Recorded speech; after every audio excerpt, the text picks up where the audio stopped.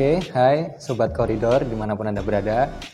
Kembali lagi di konten podcast bersama tentunya narasumber yang sangat hebat. Di sini ada Ibu Mera. Halo. Oke, Bu Mera di sini tadi jadi narasumber pelatihan bahasa isyarat ya. Kira-kira pesertanya itu seperti apa sih, Bu? Bisa diceritain?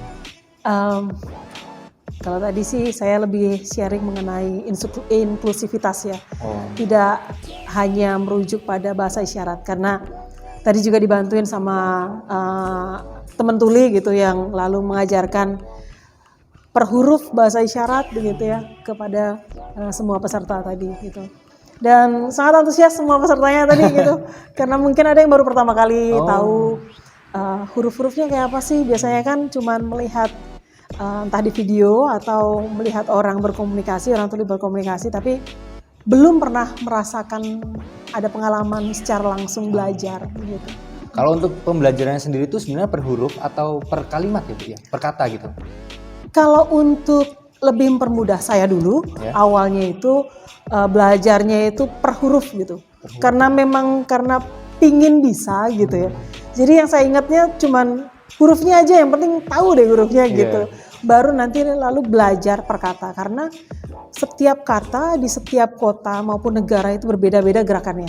Gitu. Sehingga penting untuk kita, yang penting tahu hurufnya dulu, baru nanti bertanya pada si tuli misalnya gitu ya, teman yang diajak berkomunikasi, ini bahasa isyaratnya seperti apa kalau di kota ini atau kalau di negara ini gitu. Betul. Karena berbeda. Ya. Berarti tidak ada pakemnya gitu ya, Bu, di kalau di Indonesia biasa kalau yang di televisi itu yang dipakai adalah bahasa isyarat Jakarta.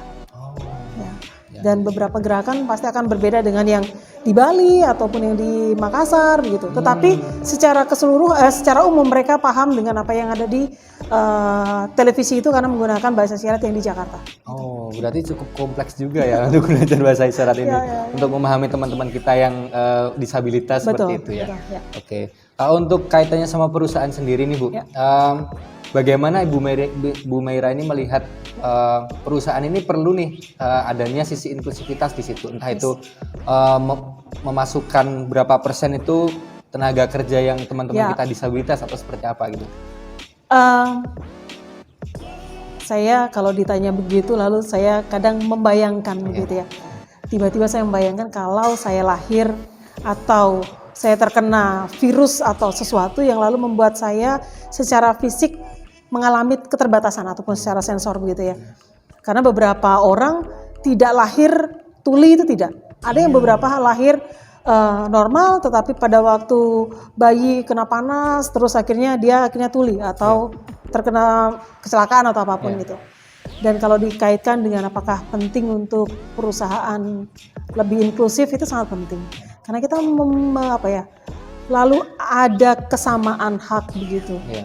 Tetapi tetap ada koridor profesional.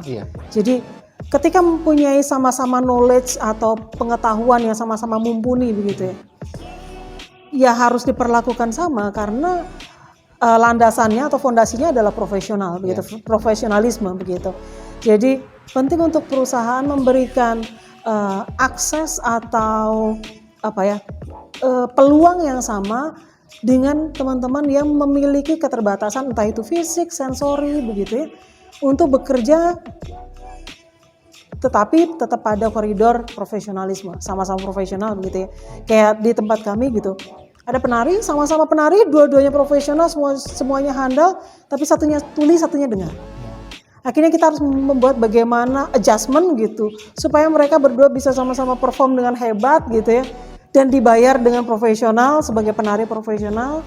Meskipun satunya tuli, tapi kami tetap itu dihargai secara profesional, dibayar dengan profesionalan yang sama dengan yang dengar gitu. Itu sih. Kalau menurut Bu Mera sendiri nih,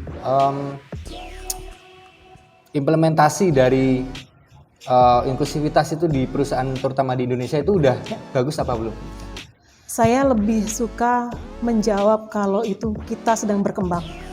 Setiap tahun pasti akan ada perubahan-perubahan yang cukup berarti. Contohnya seperti di perusahaan ini gitu.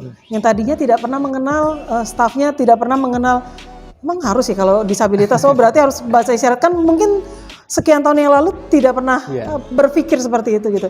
Tetapi akhirnya tahun ini beberapa staf belajar gitu yang dari banyak, dari hotel, dari Angkasa Pura pun juga saya ngajar, karena akhirnya lalu kita membuka peluang yang sama. Oh, sama kayak kalau sekolah belajar bahasa Inggris supaya orang Inggris kalau ngomong kita paham. Sama dengan bahasa isyarat. Ketika orang yang tuli lalu bisa paham, kita bisa tahu apa yang mereka butuhkan atau kita bisa berkomunikasi lah dengan mereka. Lebih ke situ sih. Oke, mungkin segitu dulu podcast kita kali ini ya Bu. Jadi sebagai perusahaan yang sedang berkembang dalam menyajikan inklusivitas dalam perusahaan, JTTC ini juga berkomitmen dengan cara kita mengadakan pelatihan bahasa isyarat untuk para edukator kita, kemudian untuk stakeholder yang berkaitan langsung dengan klien seperti itu, agar kita juga bisa merangkul teman-teman kita baik itu yang mempunyai disabilitas gitu kan, atau apa ya istilahnya, difabel ya, different ability ya, maupun teman-teman kita yang tidak mempunyai different ability seperti itu. Ya mungkin cukup begitu Bu Mera, terima kasih atas waktunya. Sama-sama. Dan semoga Bu Mera sukses terus. Pak Estu. Baik, cukup sekian podcast kali ini. Kita akhiri. Dadah.